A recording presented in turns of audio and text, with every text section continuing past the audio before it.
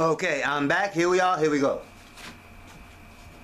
Okay, what was I on? I was about to talk about the herbs. Okay, again, as I mentioned at the beginning of this video, herbs alone, each one of these subjects can take your whole life just to study by itself. And herbs is way is the one. You understand? You can do breathing and you can do that. But herbs you can get into your whole life and never study any of the other 7 parts. So we deal with tonic herbalism. It's not about me being a healer. See, even though there are natural healers, like you go to when you get sick, you go to, oh, I'm going to the natural healer. No, a Taoist be like, you're still getting sick. Even though you go into a natural doctor and he's dealing you with herbs and stuff, you're still getting sick. Our whole point is not to get sick. You shouldn't have to go to somebody else unless you get your arm chopped off and you can't sew it up and all that type of stuff.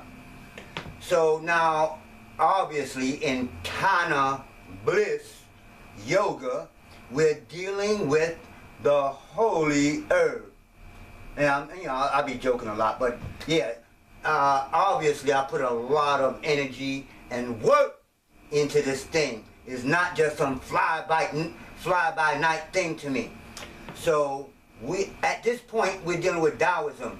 Now we are Per Neter Kemet, which is an ancient Egyptian or Kemetic temple, but you have to pass the Taoist part, which is the lowest level. It deals with all the physical stuff and the raising the body and all. And when we get into the Kemetic stuff, that's going to be dealing really with the higher spiritual stuff. But anyway, alright, so as far as the Kana Bliss is concerned, in this portion of it, our students are going to be learning the Kana Bliss alchemy. You understand? Not just, oh well, we're going to be smoking today and all day long and every day and not do shit.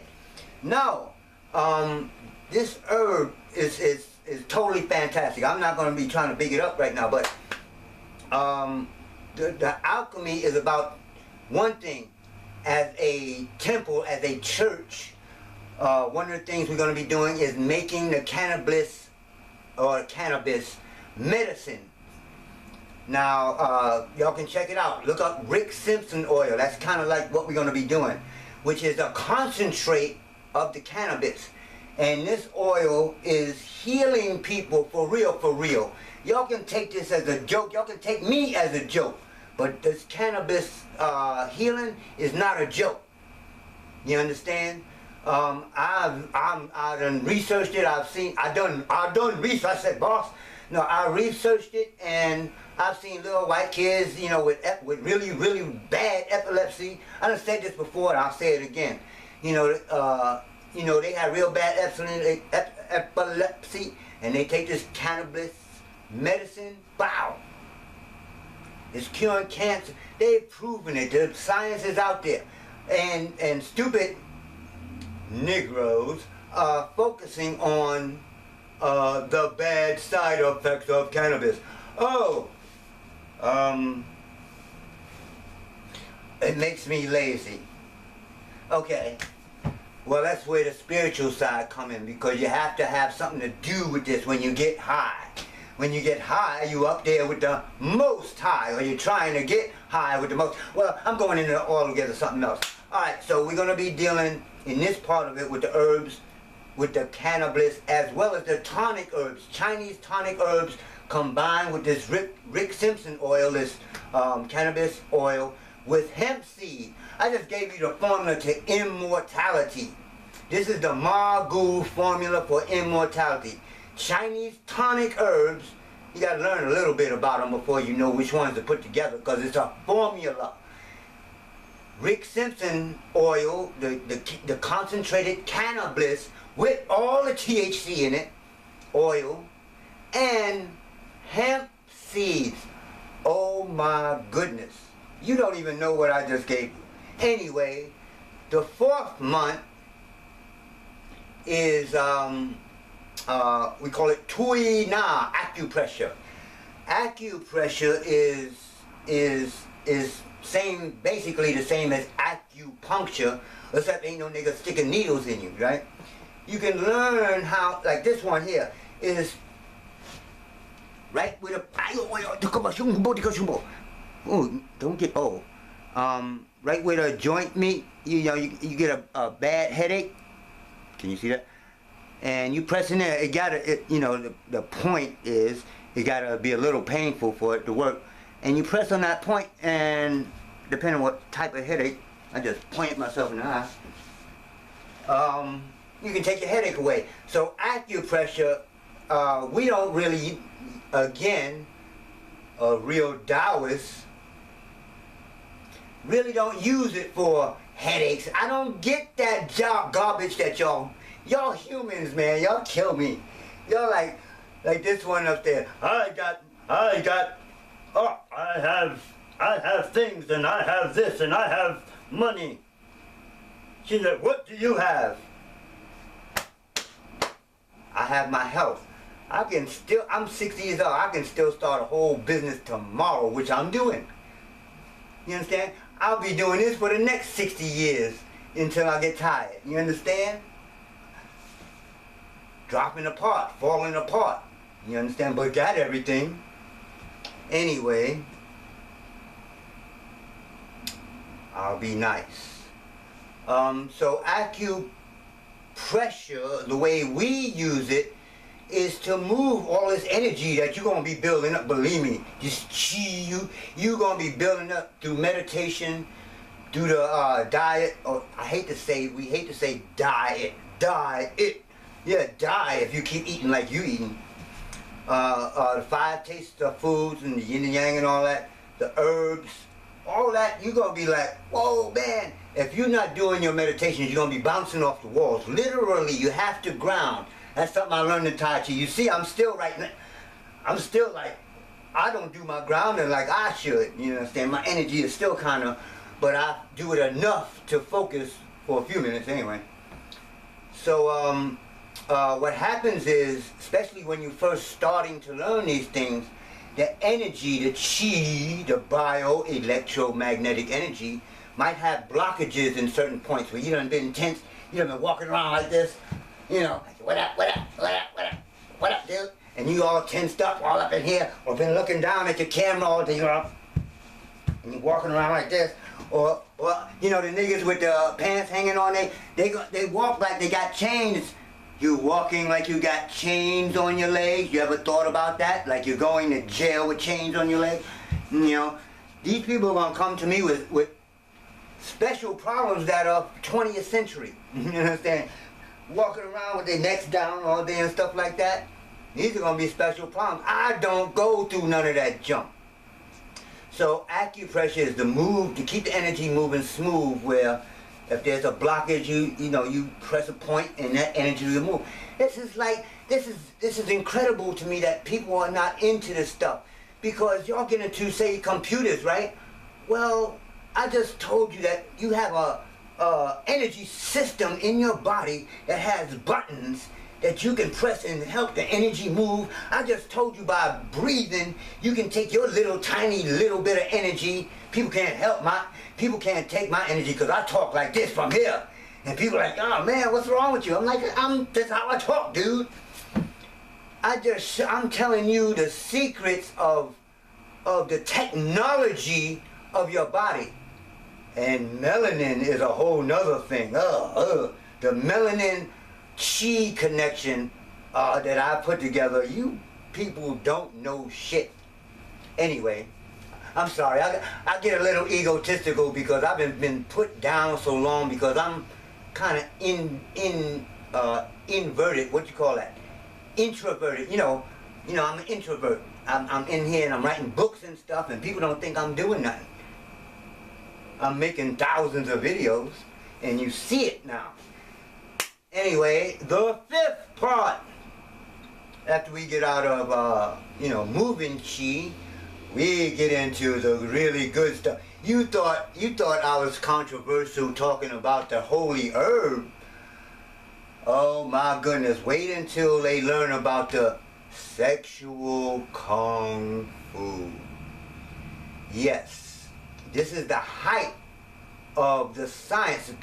I'm calling this system the art of life. And when I made that up, the art of life, I didn't realize that the acronym, the T, R, A, of, O, spelled Tao. And I was like, oh, cool, man, I just spelled Tao Life. So for short, my system is called Tao Life, the art of life, right? And of course, I can tell people all this stuff about the great stuff about it, but then when we get to the sexual Kung Fu, hey man, what's that about? Again, I put it on videos before, but let me reiterate while I got time. Sexual Kung Fu, obviously, you have men, you have women, and you have couples. So there are different levels and different practices for men, for women, and for couples. And for, you know, others. Yeah, y'all have exercises too, because unlike these idiots that don't know anything about hormones and homosexuality and lesbianism, think it's a new thing or whatever. People choose to be that. Now there are different things going on nowadays that are not natural, like PVCs in the plastic bottles that y'all been giving your children. You heat up the plastic bottle and it creates you heat up the plastic bottle with the milk and it creates a chemical that is like an estrogen. And then you give it to your boy, son, and then when he's like this, you wonder what happened. So that's a whole nother thing, this chemical warfare. Okay, I'm gonna shut up right now. Let's go on. Men, in the sexual Kung Fu, we deal with the retention of the sperm. This is your life. I don't care how virile you are. There are men that can, I'll do you all day, bang you all day. Okay, cool. Sexual Kung Fu, though, is just not ejaculating. The idea actually is to have as much sex as possible, really. But don't ejaculate. And I don't mean just hold it back, just hold it back. You have to ejaculate. Oh my God, here we go. Yeah, basically we learn to press a pressure point in the beginning. You have to press this pressure point between the scrotum and the anus, and that sends, just before you ejaculate. This is not easy. This is not easy, believe me. Just before you ejaculate, you press the pressure point and you turn the ejaculation back up into your body, back up into the prostate, right? Woo! Now, you just don't sit around and hold on to this stuff, because again, you will be bouncing off the walls. What we have to do is breathe and heat that sperm up. Now, the analogy I gave before, it really counts with this one. The sperm would be considered ice. Think about it. They tell you we are mostly water, right? So this is not a far-fetched idea. Okay, so we are mostly water. So the sperm is considered ice. It's even white. So so you think of it, just think of it as ice. So when we breathe, we put the ice in a pot belly, breathing they call it. And you take the fire, which is the thoughts, the fire, electromagnetic energy, and put it below the pot. I mean, that's pretty much easy to visualize. And the breathing, here we go again with the breathing. I forgot to mention right quick, air is 78% nitrogen, only 12% oxygen. So we put the breath in the lower abdomen, and it sort of fans the fire. Now this fire heats up the ice, the sperm. What happens when you heat up ice in a pot? It melts and turns into water. Water, I like saying that, water.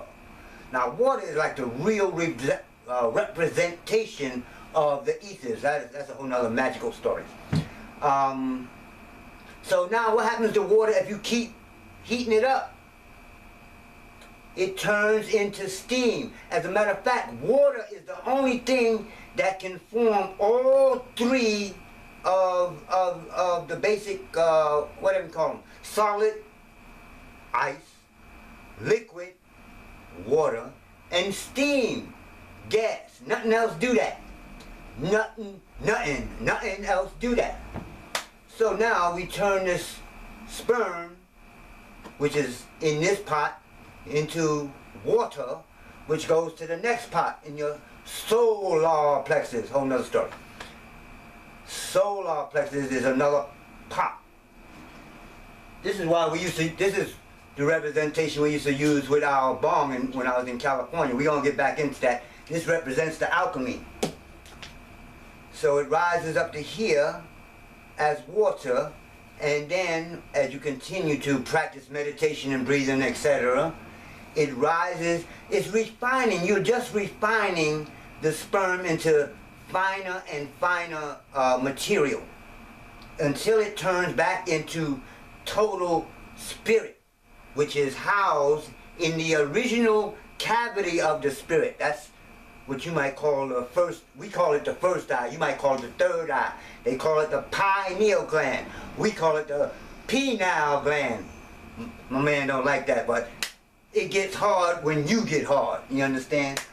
Pineal gland, pineal gland. So that first eye gets filled up back again, because when you look at the fetus, where do it come from? It comes from here on out. Nerves and spine, everything comes from here first on out. So all we're doing is bringing our energy back up into that original cavity. Because it's called a cavity because now your spirit is all in here. And being shot out in making babies. So what's the science? When you, male, make a baby, with that, when you give that sperm and it makes a baby, and you be like, wow, he looks like me and he acts like me. Yeah, because you gave a little piece of all your physical stuff and some of your spiritual stuff and some of your mental stuff. That is partly you, period. That is partly you. You can understand that, can't you? So now, the idea is when we reverse that process in ejaculation, guess what you're doing to the body? That's why I'm always doing this on these videos. I'm like, I'm not bragging right now, but I haven't had a woman in, it's been more than 10 years. I'm a priest. After 10 years, I'm a priest. It's been like 13, 14, 15, whatever. It's been a long time. So how do I stay? I have to breathe this stuff off. It's not that I forgot. I'm a Scorpio on top of it. So I ain't got to say no more. Wow, this is running out too. So sexual kung fu. The next is feng shui. Feng shui deals with the energy, the qi, as it deals with your home and how it moves through the home. So we learn how to move that through the home. And the last one is I Ching, the oracle, learning how to not tell the future, but the I Ching tells you, well, you want to get married? Well, if you want to get married, that might not be the energies right now is not. Not that you shouldn't get married, but the energy is not right now. Or you want money? Well, this is, you know, wait till it's time, or don't. Or right now is the time to do it.